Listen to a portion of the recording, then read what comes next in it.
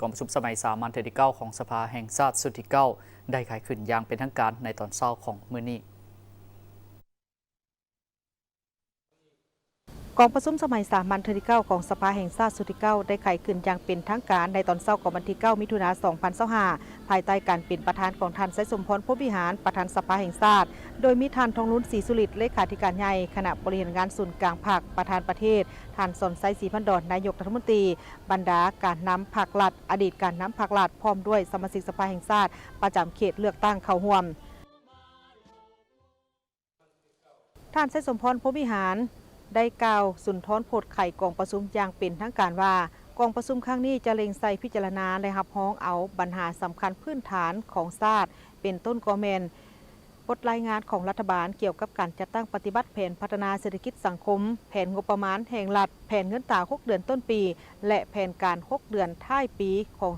2025การทาบทามห่างแผนพัฒนาเศรษฐกิจสังคมแห่งชาติ5 ปีครั้งที่10การจัดตั้งปฏิบัติบรรดานโยบายนิติกรรมกลไกต่างๆในการพัฒนาพลังงานไฟฟ้า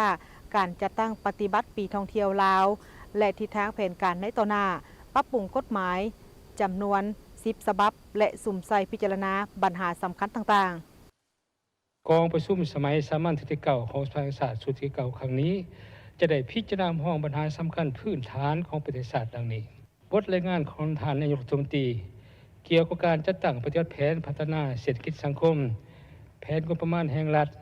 แผนเงินตรา6 เดือนต้นปีเดือนท้ายปี2025ติดพันการจัดตั้งปฏิบัติ2 วาระแห่งชาติและการแก้ไขปัญหาเข่งห้อนทางด้านเศรษฐกิจจำนวนหนึ่งขอให้ห้องให้บรรดาสมาชิกสภาแห่งชาติจงนำใส่สิทธิประชาธิปไตยเสริมขยายหัวคิดประดิษฐ์สร้างเสริมสู้ความสอบทางด้านการเมืองของตน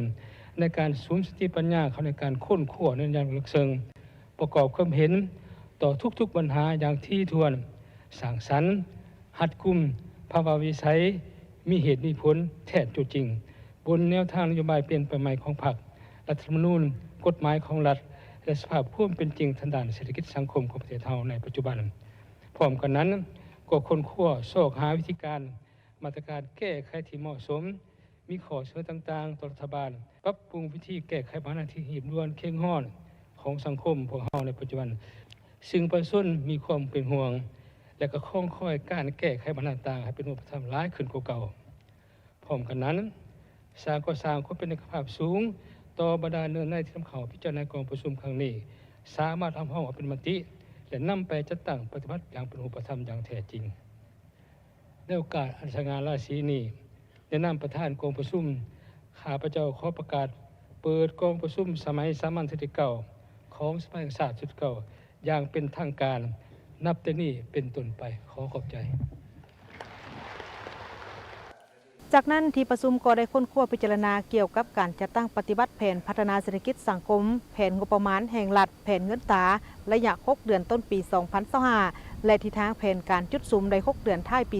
2025ติดพันกับการจัดตั้งปฏิบัติ2 วาระแห่งชาติและการแก้ไขปัญหาเข่งห้อนทางด้านเศรษฐกิจตามการรายงานของรัฐบาล